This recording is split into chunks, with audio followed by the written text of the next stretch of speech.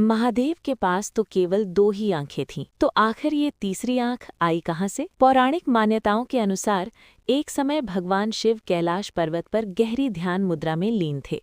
चारों ओर शांति थी, वातावरण स्थिर था और पूरा ब्रह्मांड उनकी समाधि की ऊर्जा से संतुलित था। तभी माता पार्वती वहां आईं।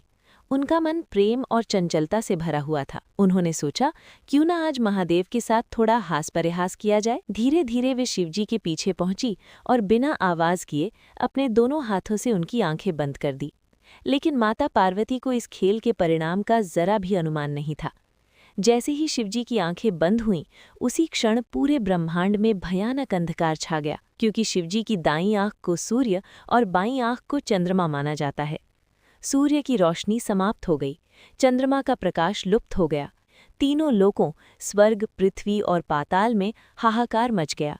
देवता, असुर और मनुष्य सभी भयभीत हो उठे। ऐसा लगने लगा मानो सृष्टि का अंत अब निश्चित है।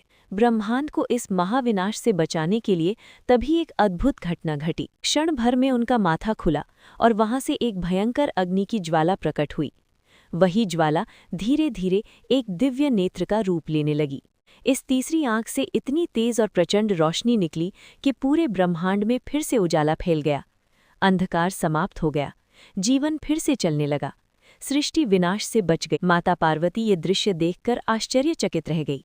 उन्हें अपनी भूल का एहसास हुआ, लेकिन साथ ही उन्होंने महादेव के इस दिव्य रूप का भी साक्षात्कार किया। उस दिन के बाद से भगवान शिव त्रिनेत्र कहलाए, 3 आँखों वाले देवता, जिनकी तीसरी आँख केवल देखने के लिए नहीं बल्कि सत्य, ज्ञान और विनाश की शक्ति का प्रतीक है। कहा जाता है, जब जब ये तीसरी आँख खुलती है, तब तब अधर्म और अज्ञान का अंत निश्चित हो जाता है।